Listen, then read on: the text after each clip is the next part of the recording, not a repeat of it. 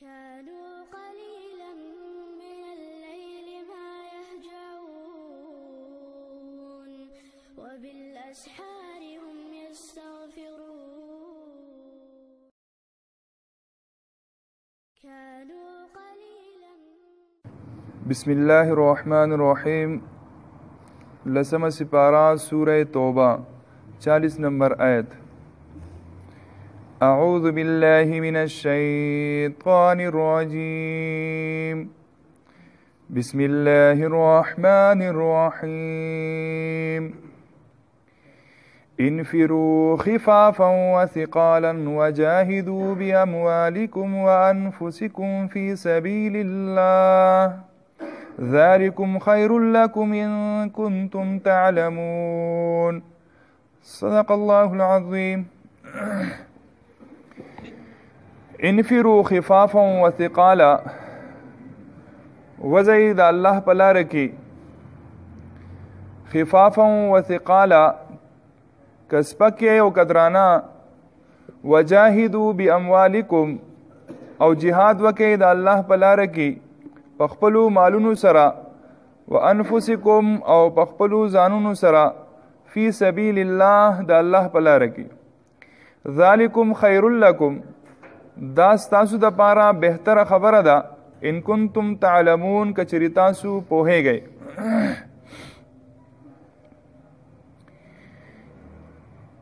انفروا خفافا وثقالا. وزید الله پلار کی که تاسو سپک او قدرانه. علماء مفسرین د دې آیات مبارکی فرمای خفافا وثقالا سپک او قدرانه یو څو معنی ذکر کړی. خفافا تاسو تندرست ہے. ثقالا تاسو بیمار ہے. خفافا وثقالا تاسو سره مال ډیر دی د مال بوج دی در باندې.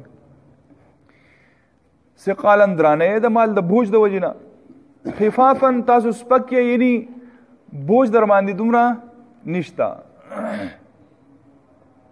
یو نیم سړی کنا اچھی چرتزی مثلا دی الله پلار کی تبلیغ لوزی یا عام سفر کې یا جهاد لزی نو دی خپل شاته کاروبار چاته حواله کوي.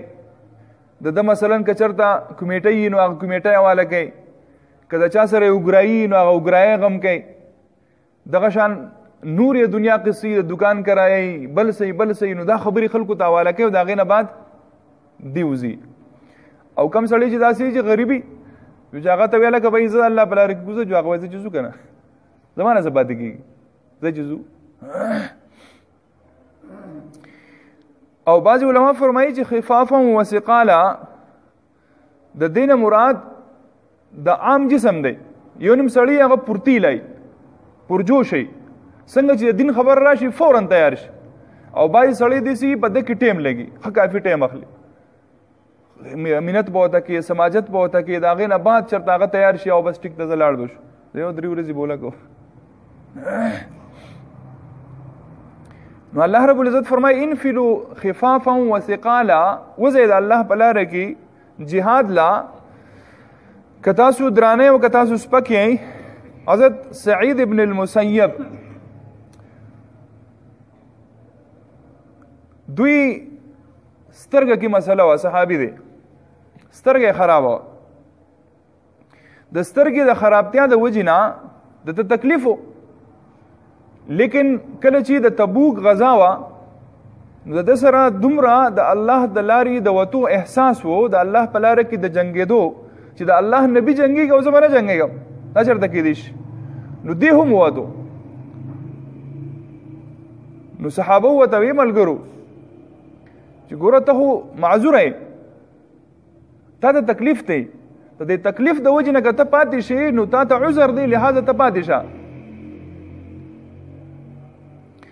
نو سعید ابن المسیب رضی الله تعالی عنہ ته فرمایل وی د دې آیات سره بسګي چې الله رب العزت فرمایي انفروا خفافا وثقالا که تاسو سپک او کدرانه یوزه د الله په لاره کې د خفافا نه مراد دلته سعید ابن المسیب رضی الله تعالی عنہ بیمار او روغ دا ته اغستو چې خفیف معنا تندرست یو سړی ضرورتش سپک دی او ثقالن دی دروند دی طبیعت دروند دی بیمار دی هغه دې دا معنا اغست بهر حال دا چې کوم آیت دی نو کله چې دا آیت نازل شو نو صحابو ته ډیر مشکل شو مسلمانانو ته ډیر مشکل پرې ودا ځکه چې هر سړی بوزي انفرو خفافا وثقالا دا بس چل کېږي الله رب العزت آیاتونه راولېږل مخکې سدي رحمت الله علیه فرمای چې کله دا آیاتونه را نازل شو نو ډیر زیات مسلمانانو ته تکلیف او کمزوري او معذورو بکی بډاګانو بکی او افاهجو بکی نو هغه چې دا پس کېږي او هر سړي د لپاره حکم دی چې انفرو خفافا وثقالا لہذا دا بس کېږي نو الله رب العزت بل حکم راولې کو چې ليس على الاعمى ليس على الضعفاء ولا على المرضى حرج چې ضعیفان دي او یا مریضان دي نو پایت کې الله رب العزت حکم راولې کو چې کم کسان دا سیدي چې هغه ته عذر دی نو د عذر په بنیاد باندې دو پاتې کېدي شي نو بیا اسانی رااله نو دا حکم علما مفسرین فرمای چې دا منسوخ شو بیا الله رب العزت فرمای انفروا خفافا وثقالا تاسو زید الله په لار کې ک تاسو درانه او ک تاسو سپکې وجاهدوا باموالکم او جهاد وکي په خپل مالونو سره او انفسکم په خپل ځانونو سره فی سبیل الله الله تعالی بلاره کې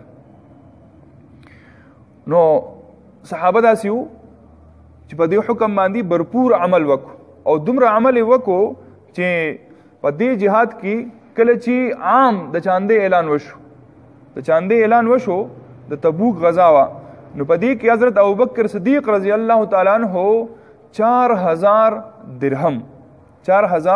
درهم د راوړه ډېر غټ رقم دی 4000 درهم او د نبی علیہ الصلوۃ والسلام په خدمت کې پیش کړه